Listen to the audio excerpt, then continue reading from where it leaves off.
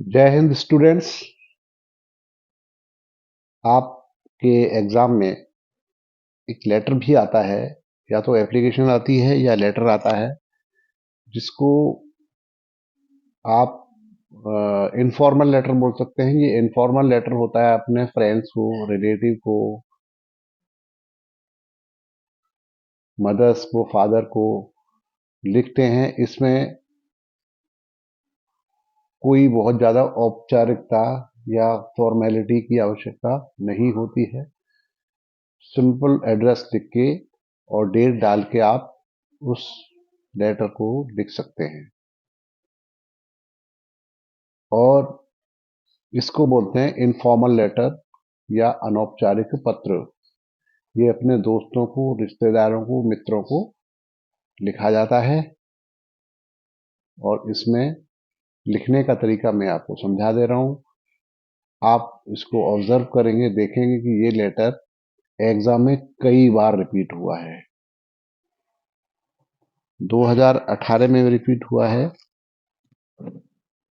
2016 में हुआ है, 17 में हुआ है। देखिए 2018 में रिपीट हुआ है, आया है। 2016 में भी आया था, 17 में भी आया है, 22 में आया है। तो ये लेटर बहुत इंपॉर्टेंट लेटर है, इसको जरूर लिखना सीखें और समझें। लिखने की प्रैक्टिस करें, 2-3 बार लिखें। ये आपको एग्जाम में सॉलिड मार्क्स दिलवाएगा अगर आप सही अच्छी तरीके से लिखेंगे। लिखने का तरीका मैं समझा देता हूं।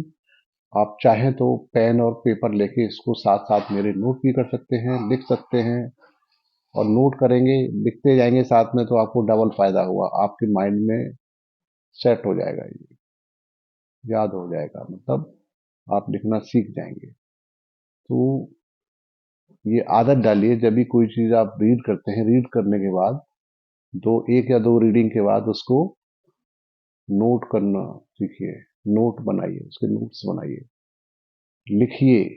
लिखने की आदत जरूर डालिए, क्योंकि लिखने से ही याद रहता है। ठीक है ना। देखिए अब इस टाइप का अगर कोई लेटर आ रहा है, देखिए, right a letter to your friend inviting him to attend the marriage of your brother। अपने मित्र को लेटर लिखना है, उसको इनवाइट करना है कि आपके भाई की शादी हो रही है, उसमें इनवाइट करना है। इस तरीके से आया है। या ऐसे ही लिख सकते हैं, write a letter to your friend inviting him to attend your brother's marriage. एक ही चीज है, सेम लैंग्वेज वही है। तो अब आंसर में आप लिखेंगे, एग्जाम में जब आप लिखेंगे बोर्ड एग्जाम में, तो यहाँ अपना एड्रेस लिखेंगे, खुद का एड्रेस। लेफ्ट हैंड साइड में बाईं तरफ ऊपर की साइड में आप अपना एड्रेस लिखेंगे। ये लिखा है 31, तो इनका हाउस नंबर हो सकता है 31। महात्मा गांधी रोड, जहाँ रहते हैं महात्मा गांधी रोड पे रहते हैं, और ये मुरादाबाद के हैं, यूपी में। ये एड्रेस आप लिख सकते हैं। या आप अपना कोई सा भी, अपनी चॉइस का कोई भी एड्रेस लिख सकते हैं। जरूरी नहीं अपने गांव का ही एड्रेस लिखें, कोई सा भी एड्रेस आप अंदाज से लिख सकते हैं। अपने फ्रेंड का, अपने मित्र, कोई भी एड्रेस लिख सकते हैं, वहाँ कोई चेक नहीं करता है। बट ये एड्रेस एक्चुअल में जब लिखेंगे तब तो खुद का ही एड्रेस लिखेंगे ना।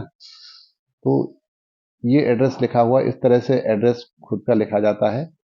जो भेजने वाला है, लेटर लिखने वाला, वो अपना एड्रेस लिखता है लेफ्ट हैंड साइड में और ऊपर की तरफ। ठीक है ना। ये समझ में आ गया। उसके बाद एक लाइन का गैप छोड़ते हैं, देखिए गैप छोड़ा हुआ ना इसमें। उसके बाद आप डेट डाल दो, जो भी डेट है, जिस डेट में आपका एग्जाम हो रहा है वो डेट आप डाल सकते हैं। और फुल डेट लिखनी है। सपोज आपका एग्जाम 4th को है, 4th मार्च को है, तो आप 04 मार्च 2024 ऐसे लिख सकते हैं। 04 मार्च 2024 में नवंबर का है, इसलिए कोई बात नहीं है। पर यहाँ आप 04 मार्च 2024 पूरा लिख सकते हैं, जब भी आपका एग्जाम होगा तब। और फिर इसके बाद एक लाइन का गैप अगेन छोड़ना। देखो यहाँ एक गैप है और एक यहाँ गैप छोड़ा हुआ है ना, ध्यान दीजिए। उसके बाद जिसको आप लेटर लिख रहे हैं, मान लो आपका फ्रेंड का नाम राकेश है, तो लिखेंगे डियर राकेश, या माय डियर राकेश भी लिख सकते हैं। डियर राकेश या माय डियर राकेश लिख सकते हैं, या जो भी उसका नाम है वो लिख सकते हैं। ठीक है ना। फिर उसके बाद उसके नीचे अगला पैराग्राफ लिखेंगे, आई होप, मैं उम्मीद करता हूं, I hope this letter finds you, I hope this letter finds you in the best of your health and spirit. ये तो जनरल सभी लेटर्स में आप लिख सकते हैं कि मैं उम्मीद करता हूं कि ये जब मेरा लेटर आपको मिलेगा, आपकी आप बहुत अच्छे होंगे, आपकी हेल्थ और अच्छी होगी और आप बहुत स्पिरिट माने खुश होंगे, आपका मन बहुत खुश होगा, आपकी स्वास्थ्य भी अच्छा होगा और मानसिक मतलब शारीरिक और मानसिक रूप से आप खुश होंगे, स्वस्थ होंगे। तो ये लाइनें तो आप याद भी कर सकते हो, हर लेटर में आप से लिख सकते हो। आई होप, अगेन मैं रिपीट कर रहा हूं, I hope this letter finds you in the best of your health and spirit. ठीक है, इसको बार बार लिखिए, ये आपको याद हो जाएगा। ये हर लेटर में आप लिख सकते हो, चाहे किसी को लेटर लिखना आया हो। इनफॉर्मल लेटर में, इनफॉर्मल लेटर जो होते हैं अपने रिश्तेदारों को, दोस्तों को, उस समय ये लाइन आप लिख सकते हो। ये बहुत अच्छी लाइन है, इसको याद कर लीजिए। ठीक है, उसके बाद हम आगे बढ़ते हैं।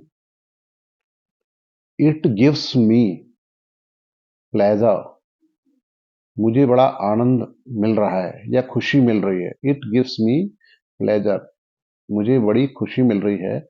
टू इनवाइट यू, आपको इनविटेशन भेजते हुए, आपको निमंत्रण भेजते हुए मुझे बड़ी खुशी हो रही है।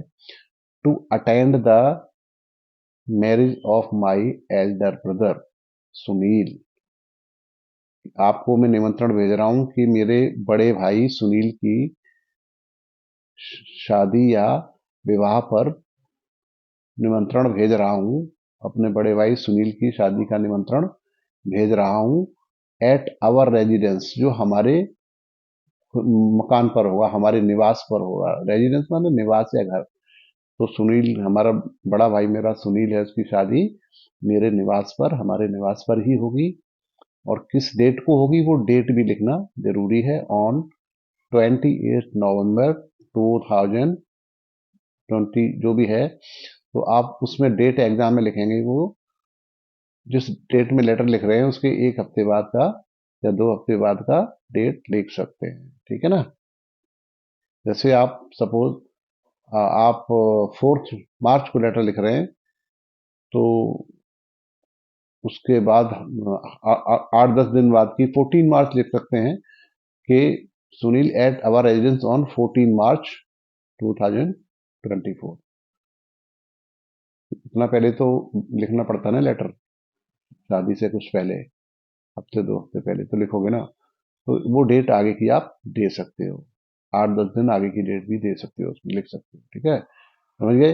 It gives me pleasure to invite you, ये भी याद कर लो। It gives me pleasure to invite you to attend the marriage of my elder brother Sunil at our residence on, वो डेट लिख देना जो भी डेट है, फुल स्टॉप। उसके बाद है you have to bring your, अब आपको साथ किस किस को लाना है वो देखिए। You have to bring your, आपको साथ लाना है, किसको लाना है? योर यंगर सिस्टर नीना, अपनी छोटी बहन नीना को भी साथ में लाना है। With you and 1 day before the marriage, और कम से कम 1 डे, एक दिन पहले, शादी से एक दिन पहले आपको पहुंच जाना है। अपनी छोटी बहन नीना को लाना है, भी लाना है, या छोटे भाई को लाना है, कुछ भी लिख सकते हो। और यंगर ब्रदर राहुल, कुछ भी लिख सकते हो। तो यहाँ लिख सकते हो, you have to bring your younger sister Neena with you 1 day before the marriage, एक दिन पहले यहाँ आ जाना है, आपको हमारे निवास पर पहुंच जाना है। You have to help us, आपको हेल्प करनी पड़ेगी हमें। इन मेकिंग अरेंजमेंट, एक दिन पहले क्यों बुला रहे हैं कि आपको अरेंजमेंट करने में, व्यवस्था करने में आपको हमारी मदद करनी होगी। समझ गए। The marriage party will leave from Bijnor, marriage party क्या होता है? बारात। बारात तो इंग्लिश में बोलते हैं marriage party. Will leave from Bijnor, वो कहाँ से आ रही है? बिजनौर से। अच्छा, भाई की शादी है तो बिजनौर जा रही है। मैरिज पार्टी जो है बिजनौर से जाएगी, बारात एट 4 PM, बारात बिजनौर से जाएगी 4 बजे। ठीक है, इन द इवनिंग, शाम को 4 बजे बिजनौर से बारात जाएगी। वेटिंग ईगरली फॉर योर अराइवल, आपके आने के लिए उत्सुकता से मैं वेट कर रहा हूँ, प्रतीक्षा कर रहा हूँ। ठीक है, अराइवल, आपके आगमन की उत्सुकता से प्रतीक्षा कर रहा हूँ, ये लिख दिया। उसके बाद फिर आप एक या दो लाइन छोड़ के, इसमें जगह नहीं से छोड़ा नहीं है, इसके बाद दो लाइन यहाँ पे छोड़ के इसी साइड में, लेफ्ट साइड में नीचे लिख सकते हो योर्स सिंसियरली, सिंसियरली लिख के योर सिंसियरली, उसके बाद नीचे एक्स वाई जेड। एग्जाम में नाम नहीं लिखना होता है, एग्जाम में एक्स एक्स एक्स या एबीसी या कुछ भी डॉट डॉट डॉट लिख सकते हो, पर नाम नहीं लिखना है। ठीक है, यहाँ डॉट डॉट करके ब्लैंक छोड़ देना या लाइन खींच देना है इसमें योर सिंसियरली के बाद। समझ गए? तो this is very important letter and you have to write it again and again. दो तीन बार आप लिखो, आपको रट जाएगा, आप लिखने लग जाओगे। तो हो सकता है कि एग्जाम में आपके आ जाए और आपको फायदा मिल जाए इसका। तो जस्ट कीप लर्निंग, इसको ध्यान से लिखना सीखिए, बहुत इंपॉर्टेंट है। हाँ, और यहाँ अपना नाम नहीं लिखना है, यहाँ पर रेखा रानी लिखा है ना, यहाँ नहीं लिखना है। एग्जाम में आपको खाली लाइन खींच देनी है बस, या डॉट डॉट डॉट डॉट ऐसे कर देना बस। आगे समझ में? This is very important, just keep a track. इसको दो तीन बार लिखिए, रीड कीजिए, आपको याद हो जाएगा। तो इस तरह से इनफॉर्मल लेटर लिखे जाते हैं। इनफॉर्मल लेटर मतलब अपने रिश्तेदारों को या मित्रों को इस प्रकार से लेटर लिखे जाते हैं। I hope you have understood. मैं समझता हूं कि तुम इसको अच्छी तरह से समझ गए होगे, और एक बार दो बार लिख के देखिए, लिखिए, आपको बिल्कुल याद हो जाएगा, आप लिखने लग जाओगे, अच्छी प्रैक्टिस हो जाएगी। तो मेरी तरफ से एग्जाम के लिए बच्चों को शुभकामनाएं, all the best and best of luck, good luck to you, thank you very much.